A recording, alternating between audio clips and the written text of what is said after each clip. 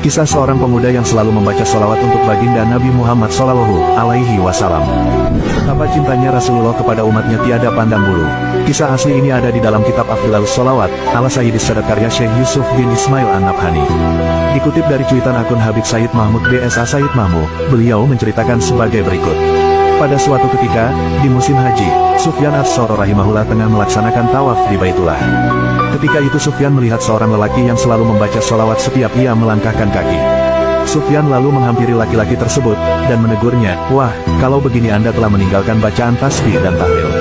Anda hanya terfokus pada sholawat untuk Nabi SAW saja. Apa alasan Anda melakukan amalan ini?" Laki-laki itu kemudian balik bertanya kepada Sufyan, "Siapakah Anda ini?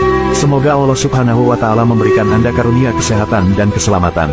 Sufyan rahimahullah menjawab, "Aku Sufyan Ats-Tsauri." Laki-laki itu berkata, "Baiklah, akan saya ceritakan kisah saya.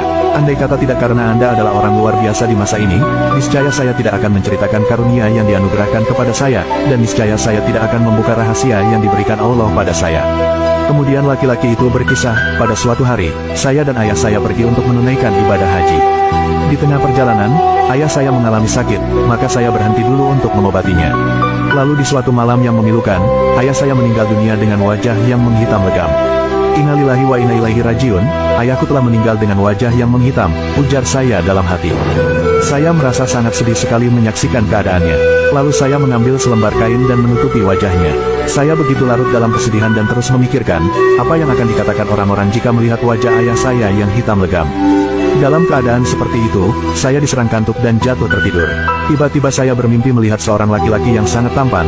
Belum pernah saya melihat laki-laki setampan itu seumur hidup saya.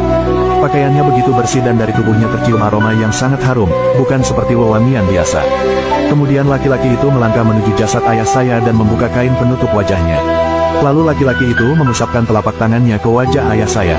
Maka tiba-tiba saja wajah ayah saya menjadi putih bersinar-sinar. Ketika laki-laki itu hendak beranjak pergi, saya memegang bajunya dan bertanya, "Wahai hamba Allah, siapakah Anda yang telah dikaruniai Allah Subhanahu wa Ta'ala untuk menyelamatkan ayah saya dan melenyapkan kegundahan di hati saya?" Laki-laki itu lalu menjawab, "Tidakkah kamu mengenalku? Aku adalah Muhammad bin Abdullah, yang mendapat wahyu Al-Quran. Ketahuilah, ayahmu semasa hidupnya adalah orang yang selalu mengikuti hawa nafsunya. Akan tetapi, ia banyak membaca sholawat untukku. Ketika kematian menghampirinya, ia meminta pertolonganku. Aku banyak menolong orang yang banyak membaca sholawat untukku. Kemudian saya bangun dan melihat wajah ayah saya yang telah menjadi putih bersinar." Catatan, Sufyan Ats-Tsauri rahimahullah bernama lengkap Sufyan bin Said bin Masruq bin Habib bin Rafi bin Abdillah, dan dipanggil pula dengan sebutan Abu Abdillah Ats-Tsauri.